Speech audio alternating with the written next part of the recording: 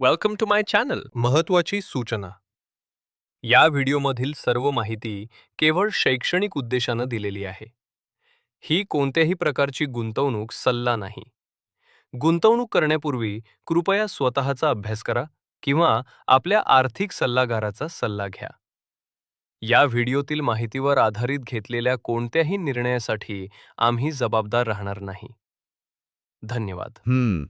एखादी कंपनी वर्षभरात आत्तापर्यंतचा सर्वोच्च नफा कमावते, त्यांचा व्यवसाय चक्क 30% वाढतो, कर्जवाटप ऐतिहासिक उच्चांकावर असतो आणि तरीही त्यांच्या ताज्या त्रिमाही निकालांवरून बाजारात अचानक भीती का निर्माण होऊ शकते? हो ना, म्हणजे वरवर पाहता हे अगदीच विचित्र वाटतं. नक्कीच. आजच्या या सखोल चर्चेत आपण आरईसी लिमिटेड किंवा ज्याला आपण आरईसी म्हणतो, त्यांच्या आर्थिक वर्ष 2026च्या निकालांची अगदी सोप्या भाषेत चिरफाड करणार आहोत. आपल्याकडे जी काही आकडेवारी आणि इन्व्हेस्टर प्रेझेंटेशन उपलब्ध आहे, त्यातून एक अत्यंत गोंधळात टाकणारा विरोधाभास समोर येतोय. अगदी बरोबर. एका बाजूला त्यांची प्रचंड मोठी वार्षिक ताकद दिसतीये आणि दुसऱ्या बाजूला अचानक आलेला त्रैमासिक दबाव जाणवतोय. हो, आणि आज आपण कोणतेही क्लिष्ट आर्थिक शब्द न वापरता या आकड्यांमागची खरी यंत्रणा कशी काम करते हे समजून घेणार आहोत. तर सुरुवात कुठून करूया? हा विरोधाभास असा का दिसतोय? बघायला गेलं तर आर्थिक आकडेवारीच्या जगात हा विरोधाभास अनेकदा पाहायला मिळतो. आरईसी लिमिटेडच्या बाबतीत मी म्हणेन की हा विरोधाभास केवळ आकड्यांचा नाहीये, तर तो कंपनीच्या बिझनेस मॉडेलचा आणि बाजारपेठेतील काही तात्पुरत्या घडामोडींचा परिणाम आहे. अच्छा, म्हणजे हे काही कायमस्वरूपी नुकसान नाहीये? नाही. जेव्हा आपण एखाद्या कंपनीचं मूल्यमापन करतो तेव्हा बाजाराचं लक्ष हे नेहमीच सर्वात ताज्या आकड्यांवर असतं, म्हणजे चौथ्या तिमाहीवर, ज्याला आपण Q4 म्हणतो, आणि तिथेच हा पहिला धक्का बसतो. होय, आकडेवारी पाहिली तर तो धक्का का बसतो हे सहज लक्षात येतं. मी जेव्हा हे प्रेझेंटेशन वाचत होतो तेव्हा माझ्या लक्षात आलं की चौथ्या तिमाहीच्या आकड्यांवर नजर टाकली तर महसूल किंवा ज्याला आपण एकूण उत्पन्न म्हणतो तो 14,564 कोटींवर आलाय. बरोबर, जी मागील वर्षाच्या याच तिमाहीच्या तुलनेत 5% घसरण आहे. पण खरी चिंतेची बाब ही नफ्यामध्ये दिसते. या तिमाहीत निव्वळ नफा थेट 22% घसरून 3,375 कोटींवर आलाय. म्हणजे जर आपण याच्या आधीच्या तिमाहीशी तुलना केली डिसेंबर 2025शी, तर तेव्हा हाच नफा 4,052 कोटी होता. आणि तिथून तो एकदम 3,375 कोटींवर घसरणं हा साहजिकच बाजारासाठी एक मोठा रेड फ्लॅग वाटू शकतो. अगदी. मग असं एकाच तिमाहीत अचानक काय झालं? नफा असा अचानक खाली कसा आला? आता कसं आहे, एका विशिष्ट तिमाहीत नफा असा अचानक खाली येण्यामागे प्रोव्हिजनिंग नावाच्या एका अत्यंत महत्त्वाच्या यंत्रणेचा हात असतो. प्रोव्हिजनिंग म्हणजे नक्की काय? सोप्या भाषेत सांगायचं तर, जेव्हा आर्थिक वर्ष संपत येतो तेव्हा कंपन्यांचं वार्षिक ऑडिट सुरू होतं. या प्रक्रियेत रिझर्व्ह बँक किंवा इतर ज्या नियामक संस्था आहेत त्यांच्या नियमांनुसार वित्तीय संस्थांना काही रक्कम नफ्यातून बाजूला काढून ठेवावी लागते. म्हणजे भविष्यात कर्जांवर काही धोका निर्माण झाला तर वापरण्यासाठी. अगदी बरोबर. याला आपण रेनी डे फंड म्हणू शकतो. संकट काळात वापरण्यासाठी बाजूला ठेवलेले पैसे. आणि बहुतांश वेळा चौथ्या तिमाहीत अशा प्रकारची प्रोव्हिजनिंग जास्त करावी लागते. अच्छा, म्हणजे हे पैसे खऱ्या अर्थाने कंपनीचं नुकसान झालेलं नाही आहेत? अजिबात नाही.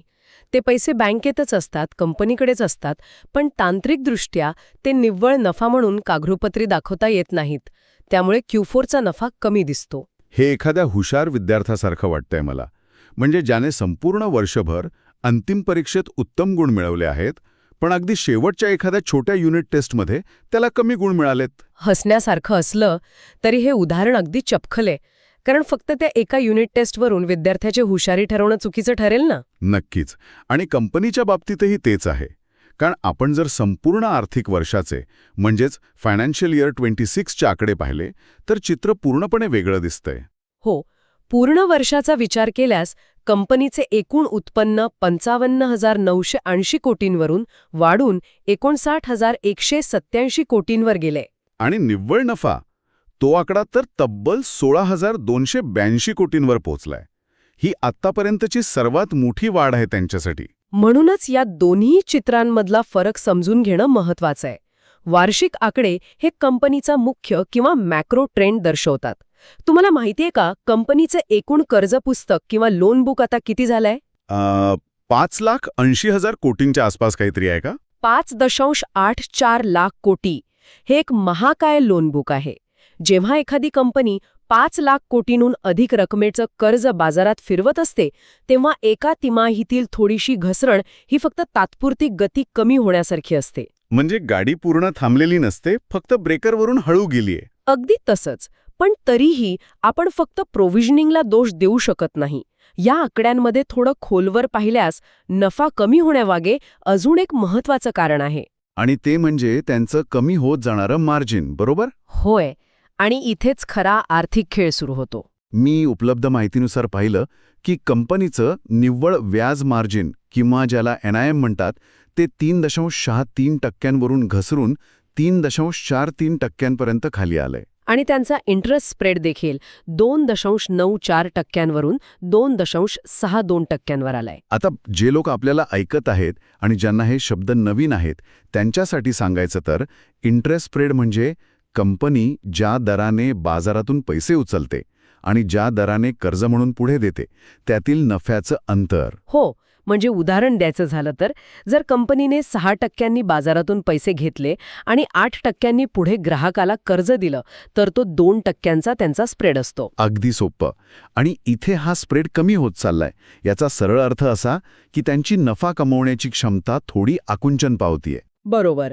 आणि हे आकुंचन पावण्यामागे अर्थव्यवस्थेतील व्याजदरांचं चक्र कारणीभूत असतं. हे बघ, REC ही काही कोणती सामान्य बँक नाहीये जिथे आम्ही जाऊन सेव्हिंग्ज अकाउंट उघडतो. हो, ती एक बिगर बँकिंग वित्तीय कंपनी आहे, म्हणजे NBFC. एक्झॅक्टली. ते बाजारातून बॉन्ड्सद्वारे संस्थात्मक गुंतवणूकदारांकडून मोठ्या प्रमाणावर पैसा उभा करतात. आता होतं काय, जेव्हा बाजारात व्याजदर वाढतात तेव्हा RECला हा पैसा उभा करण्यासाठी गुंतवणूकदारांना जास्त व्याज द्यावं लागतं. अच्छा, म्हणजे त्यांचा कर्ज घेण्याचा खर्च किंवा कॉस्ट ऑफ बोरोईंग वाढतो. बरोबर. पण दुसरीकडे त्यांनी आधीच अनेक मोठ्या पायाभूत सुविधा प्रकल्पांना दीर्घकालीन आणि निश्चित व्याजदरावर कर्जे दिलेली असतात. ते आज व्याजदर वाढले म्हणून उद्या लगेच आपल्या ग्राहकांचा व्याजदर वाढू शकत नाहीत. हां, म्हणजे घेताना महाग मिळतंय पण देताना जुन्या स्वस्त दराने द्यावं लागतंय. यामुळे हा स्प्रेड आणि पर्यायाने मार्जिन दाबली जातात. अगदी अचूक. पण मग यातून मला एक अत्यंत गंभीर प्रश्न पडतोय. जर मार्जिन सतत कमी होत असेल तर याचा अर्थ असा होतो का की कंपनी आपला तो 5,84,000 कोटींचा जो लोन बुकचा आकार आहे तो नुसता फुगवण्यासाठी अतिशय स्वस्तात कर्ज वाटत सुटलीये? हा खूप चांगला प्रश्न आहे. कारण आपण अनेकदा पाहतो की बाजारपेठेत आपला दबदबा निर्माण करण्यासाठी काही कंपन्या सुरुवातीला अत्यंत कमी नफ्यात काम करतात. मग REC ग्राहकांना आकर्षित करण्यासाठी नफ्याशी तडजोड करत आहे का? हा भविष्यातील धोक्याचा एक मोठा इशारा नाहीये का? मी म्हणेन की हा धोका तेव्हाच खरा ठरतो जेव्हा तुम्ही ज्यांना कर्ज देता आहात त्यांची परतफेड करण्याची क्षमता कमकुवत असते. आणि इथेच RECच्या बिझनेस मॉडेलचं सर्वात मोठं आणि वेगळं वैशिष्ट्य समोर येतं. ते कसं? मार्जिन का कमी होत आहे या प्रश्नाचं अचूक उत्तर त्यांच्या मालमत्तेच्या दर्जामध्ये म्हणजे ॲसेट क्वालिटीमध्ये लपलेलं आहे. जेव्हा तुम्ही जास्त व्याजदराने कर्ज देता तेव्हा नफा जास्त असतो पण त्यात धोकाही जास्त असतो. RECने हा धोका पत्करण्याऐवजी अत्यंत सुरक्षित मार्ग निवडला आहे. हो, आणि या सुरक्षिततेचा पुरावा मला एका आकड्यात स्पष्ट दिसला. खरं तर तो आकडा बघून मला धक्काच बसला. कोणता आकडा? बुडीत कर्जांचा. आपल्या स्रोतांनुसार या कंपनीची बुडीत कर्जे किंवा ज्याला आपण नेट NPA म्हणतो ती केवळ 0.12% इतकीच आहेत. होय, हे खरंच आश्चर्यकारक आहे. बापरे, भारतीय बँकिंग क्षेत्राची थोडी जरी माहिती असणाऱ्या कोणालाही हा आकडा चक्रावून टाकेल. कारण सामान्यतः अगदी टॉपच्या चांगल्या बँकांचे NPA सुद्धा 2 ते 3% आसपास असतात. काही वित्तीय संस्थांचे तर त्याहूनही जास्त असतात. पण 0.12% म्हणजे जवळपास 0. हे कसं शक्य आहे? हे शक्य आहे कारण REC सामान्य ग्राहकांना वैयक्तिक कर्जे, क्रेडिट कार्ड किंवा होम लोन वाटत बसत नाही. त्यांचा ग्राहक वर्ग पूर्णपणे वेगळा आहे. म्हणजे ते कोणाला कर्ज देतात? REC ही भारत सरकारच्या ऊर्जा मंत्रालयाच्या अंतर्गत काम करणारी एक मोठी संस्था आहे. ते राज्य सरकारांची वीज मंडळे, मोठे केंद्रीय पायाभूत सुविधा प्रकल्प आणि महाकाय ऊर्जा कंपन्यांना हजारो कोटी रुपयांची कर्ज देतात. अच्छा, म्हणजे थेट सरकारशीच व्यवहार? हो, या प्रकल्पांना सरकारी पाठबळ असतं. जेव्हा एखादं कर्ज थेट राज्य सरकारच्या हमीवर किंवा गॅरंटीवर दिलं जातं तेव्हा ते बुडण्याची शक्यता जवळपास संपुष्टात येते. हे अगदी तर्कशुद्ध आहे. आणि साहजिकच जिथे सुरक्षितता आणि सरकारी हमी असते तिथे प्रकल्पांवरील व्याजदर थोडे कमी असतात. त्यामुळे आरईसीला मिळणारे मार्जिन कमी असते, पण मुद्दल बुडण्याचा धोका 0 असतो. म्हणजे हे अगदी एखाद्या घाऊक व्यापारासारखं, होलसेल ट्रेडरसारखं आहे. एखादा घाऊक व्यापारी एका सामानावर 50 रुपये नफा कमवत नाही, तो फक्त 2 रुपये कमवतो. बरोबर. पण तो दिवसाला लाखो वस्तू विकतो. म्हणजे आरईसीचं हे कमी झालेलं मार्जिन म्हणजे त्यांनी तोटा सहन केलेला नाही, तर त्यांनी ग्राहकांचा असा घाऊक आणि अतिशय सुरक्षित वर्ग निवडला आहे, जिथे मार्जिन कमी असलं तरी कर्जाचा आकार किंवा व्हॉल्यूम प्रचंड मोठा आहे. अगदी अचूक विश्लेषण. आणि तो 0.12% NPA हा आकडा स्पष्ट सांगतो की बाजारात कितीही घबराट असली तरी कंपनीने दिलेला पैसा अत्यंत सुरक्षित हातात आहे. म्हणूनच वित्तीय संस्थांचे निकाल वाचताना फक्त तो नफ्याचा एक आकडा पाहणं दिशाभूल करणारं ठरू शकतं, नाही का? नक्कीच. एक कमी नफा देणारी पण 100% सुरक्षित कर्जाची फाईल ही जास्त नफा देणाऱ्या पण 50% बुडण्याची शक्यता असलेल्या फाईलपेक्षा नेहमीच वरचढ असते. आरईसीचं सध्याचं धोरण हे याच सुरक्षितेवर आधारलेलं आहे. पण मग जर सध्या मार्जिनवर असा दबाव असेल आणि नफा एका विशिष्ट मर्यादेतच वाढत असेल, तर कंपनी भविष्यात मोठी झेप कशी घेणार? कारण गुंतवणूकदारांना नेहमीच भविष्यकाळात रस असतो. नफाच्या क्षेत्रांमध्ये दडल्याचं आपल्याला त्यांच्या प्रेझेंटेशनमधून स्पष्ट दिसतंय. हा, तो नवीकरणीय ऊर्जेचा भाग, बरोबर, रिन्युएबल एनर्जी. अगदी बरोबर. त्यांच्या एकूण वाढीतील सर्वात मोठा आणि लक्षवेधी वाटा याच क्षेत्राचा आहे. या एकाच क्षेत्रातील कर्जवाटपात मागील वर्षाच्या तुलनेत तब्बल 30% प्रचंड वाढ झाली आहे. 30% वाढ एका वर्षात, हा खूप मोठा आकडा आहे. होय. आणि ही 30% वाढ केवळ एक आकडेवारी नाहीये, तर हा संपूर्ण ऊर्जा क्षेत्रातील स्थित्यंतराचा पुरावा आहे. म्हणजे बघा, पारंपरिक कोळशावर चालणाऱ्या वीज प्रकल्पांऐवजी आता सौर ऊर्जा, पवन ऊर्जा आणि ग्रीन हायड्रोजनकडे जगाचा कल वाढतोय. हो, सर्वत्र ग्रीन एनर्जीची चर्चा आहे. आणि या स्थित्यंतरासाठी प्रचंड मोठ्या प्रमाणावर भांडवलाची गरज आहे. इथेच आरईसी सारख्या संस्थांची खरी ताकद कामी येते. पारंपरिक बँकांना असे 20-25 वर्ष चालणाऱ्या दीर्घकालीन प्रकल्पांमध्ये आपला पैसा अडकवून ठेवणं शक्य नसतं. कारण त्यांना ग्राहकांना त्यांचे पैसे परतही करायचे असतात. बरोबर.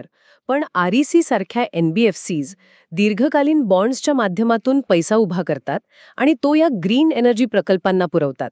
मला हे ऐकताना अगदी 90च्या दशकातील इंटरनेट बूमसारखं वाटतंय, किंवा अशा एखाद्या रणनीतीसारखं जिथे भविष्यात तयार होणाऱ्या महामार्गांवर आधीच मोक्याच्या ठिकाणी टोल नाके बांधून ठेवले जातात. वा, हे उदाहरण अगदी परफेक्ट आहे. जसजसा जगभरात ग्रीन एनर्जीचा वापर वाढेल तसतसा या प्रकल्पांमधून मिळणाऱ्या नफ्याचा एक निश्चित वाटा आरईसीकडे व्याजाच्या स्वरूपात येत राहील.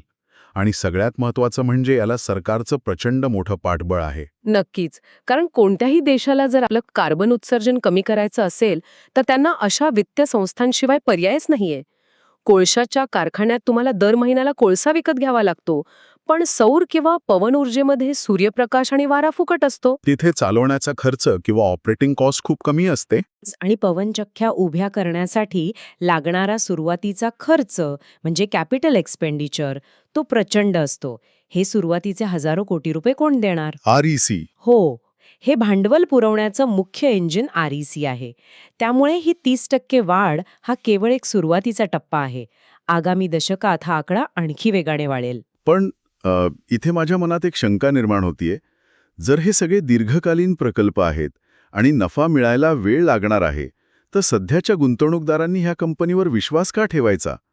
बाजारातील स्पर्धा तर सतत वाढत असते आणि इतर कंपन्या कदाचित अल्पकाळात जास्त नफा देऊ शकतील. हा प्रश्न गुंतवणूकदारांना नक्कीच पडतो, पण कंपनीला याची पूर्ण कल्पना आहे आणि म्हणूनच त्यांनी आपल्या गुंतवणूकदारांना टिकवून ठेवण्यासाठी एक अतिशय ठोस धोरण अवलंबलंय. अच्छा, म्हणजे ते लाभांश किंवा डिव्हिडंड बद्दल बोलताय का तुम्ही?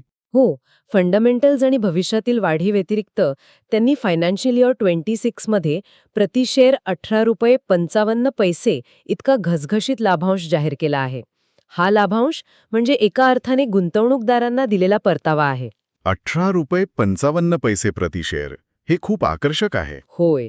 जेव्हा एखाद्या कंपनीचे शेअर्सचे भाव एका मर्यादित स्थिर असतात किंवा अशा एखाद्या Q4च्या अल्पकालीन कारणामुळे दबावाखाली असतात, तेव्हा असा मोठा लाभांश गुंतवणूकदारांना तिथेच थांबून राहण्याचं एक भक्कम कारण देतो.